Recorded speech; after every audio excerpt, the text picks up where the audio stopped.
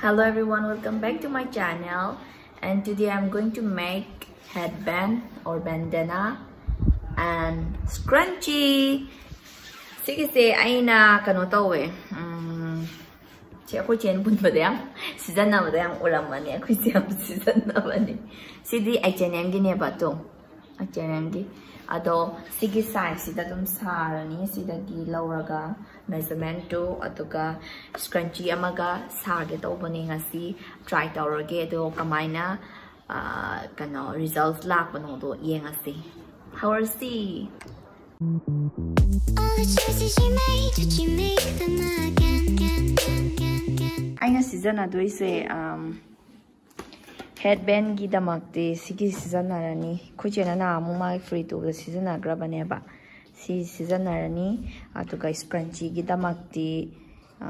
to sigi soina sari ne satin fi ne satin da khara pae ba ko se sioina season narani aina hujik season na ga dori ba pot se kati lejare adagi instep scale atuga chalk season jaragani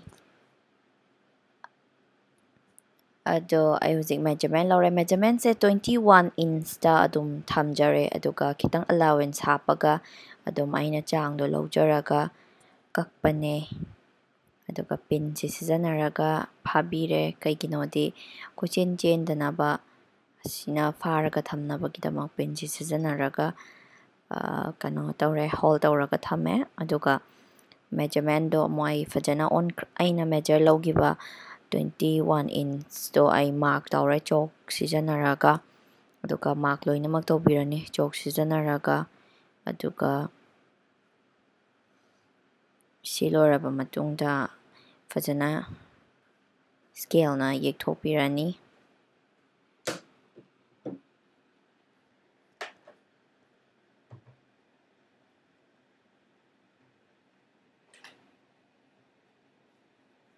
scale na hojik fajana kano aina measure logi mafamduda chalk sina fajana ye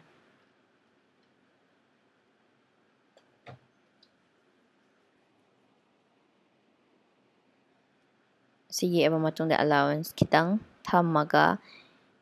cutting tawre cutting tawrani si cutting tawba loiraga dum kano tawrani fajana adum allowance suda kitang kano tawraga dum tairani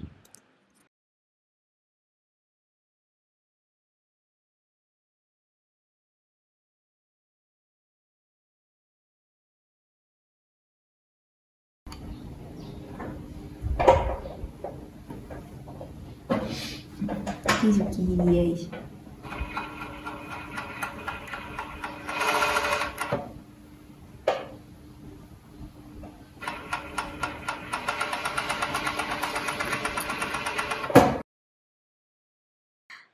aidi overlock oina tawre kaiginodi ai ama kano icham chama taigi tawramani fi se fold haidi thupchan bada kitang wana thoe aina aduna adum overlock oina tawre ai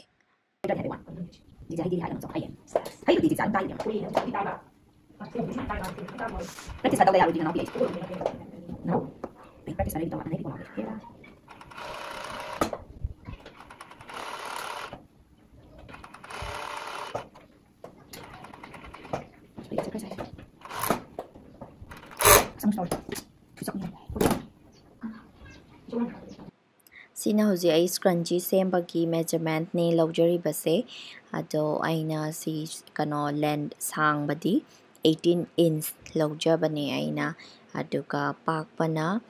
4 inch lawe adu sang base kitang wat khre haina khalle haidi 20 to 25 pau thamamagadi hena nunga gani siso dum budiya ado kitang tele aina supaning mamong haidi mong da supado ngamgi dreba kwa aduna mathangdadi sidagi kitang lens se sangaga kwa fajana kano tar chamane ngasai chok na ye aga kakpirani ado sidadi allowance hapaga dum ye khre baina aduna dare dum kaksale ado mathangi da dum try tawraga yengasi hena aina kano suphaning ba chang do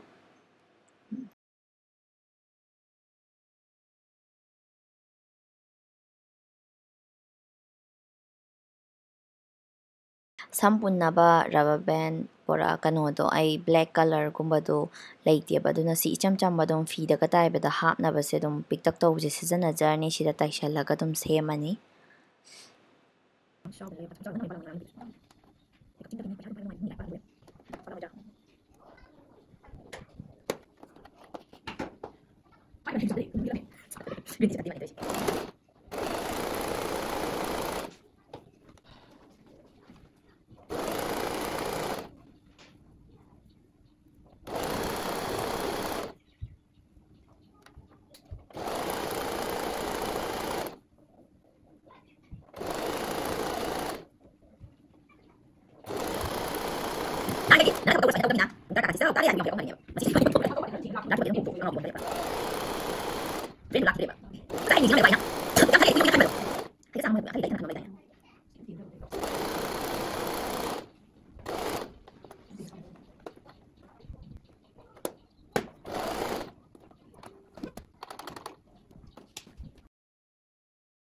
ꯑꯩꯅ ꯇꯥꯏꯕ ꯃꯇꯝꯗ ꯍꯥꯏꯗꯤ ꯃꯅꯨꯡꯂꯣꯝꯗꯒꯤ ꯇꯥꯏꯕꯅꯦꯕ ꯑꯗꯨꯅ ꯁꯤꯁꯦ ꯑꯣꯟꯊꯣꯛꯄꯤꯔꯅꯤ ꯇꯥꯏꯕ ꯂꯣꯏꯔꯒ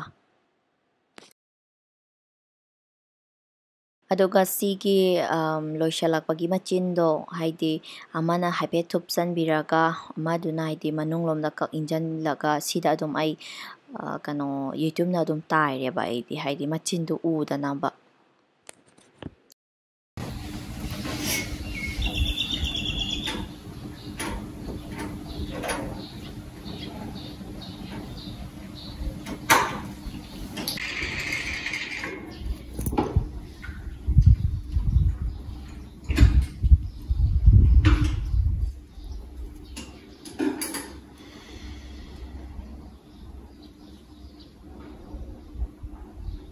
ꯍꯧꯖꯤꯛ ꯁꯦꯝꯕ ꯂꯣꯏꯔꯦ ꯍꯦꯗꯕꯦꯟ ꯁꯤꯗ ꯂꯩꯔꯦ ꯑꯗꯨꯒ ꯁ꯭ꯀ꯭ꯔꯟꯆꯤꯗꯨꯅ ꯁꯤꯗ ꯂꯩꯔꯦ ꯁ꯭ꯀ꯭ꯔꯟꯆꯤꯁꯦ ꯑꯩꯅ ꯄꯥꯝꯕꯗꯨꯃꯛꯇꯤ ꯑꯣꯏꯗ꯭ꯔꯦ ꯍꯥꯏꯕꯗꯤ ꯌꯥꯝꯅ ꯁꯨꯞꯍꯟꯅꯤꯡꯕꯅꯦꯕ ꯈꯔ ꯌꯥꯝ ꯁꯨꯞꯍꯟꯅꯤꯡꯕꯅꯦ ꯑꯗꯣ ꯑꯩꯅ ꯃꯦꯖꯔꯃꯦꯟꯠ ꯂꯧꯕꯗ ꯈꯤꯇꯪ ꯇꯦꯟꯈ꯭ꯔꯦꯕ ꯈꯤꯇꯪ ꯑꯩꯅ ꯈꯤꯇꯪ ꯁꯥꯡꯉꯝꯃꯒꯗꯤ ꯍꯦꯟꯅ ꯀꯩꯅꯣ ꯇꯧꯒꯗꯕꯅꯦꯕ ꯑꯩꯅ ꯄꯥꯝꯕꯗꯣ ꯑꯣꯏꯒꯗꯧꯅꯤ ꯑꯗꯣ ꯑꯗꯨꯝ ꯑꯣꯀꯦꯅꯤ ꯄꯣꯠꯁꯦ ꯀꯩꯅꯣꯅꯦ ꯁꯦꯇꯤꯟꯅꯦ ꯁꯤꯁꯨ ꯍꯥꯏꯐꯦꯠ ꯁꯦꯇꯤꯟ ꯇꯥꯏꯞꯅꯦ ꯗꯥꯏꯔꯦꯛ ꯁꯦꯇꯤꯟꯗꯤ ꯅꯠꯇꯦꯕ ꯑꯗꯣ ꯃꯈꯥ ꯇꯥꯅ ꯑꯩꯁꯤ ꯁ꯭ꯀ꯭ꯔꯟꯆꯤ ꯀꯩꯀꯥ ꯁꯥꯕꯒꯤꯁꯦ ꯑꯇꯣꯞꯄ ꯐꯦꯕ꯭ꯔꯤꯛ ꯍꯥꯏꯕꯗꯤ ꯂꯥꯏꯛ ꯀꯩꯅꯣ ꯚꯦꯜꯚꯦꯠꯀꯨꯝꯕꯗꯁꯨ ꯁꯥꯖꯔꯛꯀꯦ ꯑꯗꯣ ꯑꯇꯣꯞꯄ ꯀꯩꯀꯩ ꯁꯥꯅꯤꯡꯕ ꯂꯩꯔꯒꯗꯤ ꯑꯗꯨꯝ ꯁꯖꯦꯁꯟ ꯄꯤꯕꯤꯔꯛꯑꯣ ꯑꯩ ꯑꯗꯨꯝ ꯇ꯭ꯔꯥꯏ ꯇꯧꯔꯛꯀꯦ ꯑꯗꯣ ꯁꯤꯒꯤ ꯀꯩꯅꯣ ꯚꯦꯜꯚꯦꯠꯇꯨ ꯁꯥꯒꯦ ꯈꯟꯕꯅꯦꯕ ꯉꯁꯤ ꯑꯗꯣ ꯑꯩ ꯌꯥꯝ ꯇꯜꯂꯦ ꯑꯗꯣ ꯍꯥꯏꯗꯤ ꯊꯦꯡꯖꯜꯂꯛꯑꯦꯕ ꯉꯁꯤꯗꯣ ꯊꯦꯡꯖꯜꯂꯦ ꯑꯗꯨꯅ ꯁꯥꯔꯣꯏ ꯑꯗꯣ ꯑꯩ ꯁꯤꯒꯤꯁꯦ ꯀꯣꯛꯇ ꯍꯥꯄꯛꯑꯒꯦ ꯑꯗꯣ ꯀꯃꯥꯏꯅ ꯇꯧꯕꯅꯣ ꯌꯦꯡꯉꯁꯤ ꯍꯦꯗꯕꯦꯟ ꯁꯨꯃꯥꯏꯅ ꯂꯨꯛꯁꯤ ꯂꯥꯛꯑꯦ ꯍꯦꯗꯕꯦꯟꯕꯨꯗꯤ ꯑꯩ ꯑꯗꯨꯝ ꯄꯥꯝꯖꯔꯦ ꯍꯦꯗꯕꯦꯟꯁꯦ ꯑꯗꯣ ꯁ꯭ꯀ꯭ꯔꯟꯆꯤ ꯑꯃꯨꯛ ꯇ꯭राꯏ ꯇꯧꯔꯁꯤ scrunchy.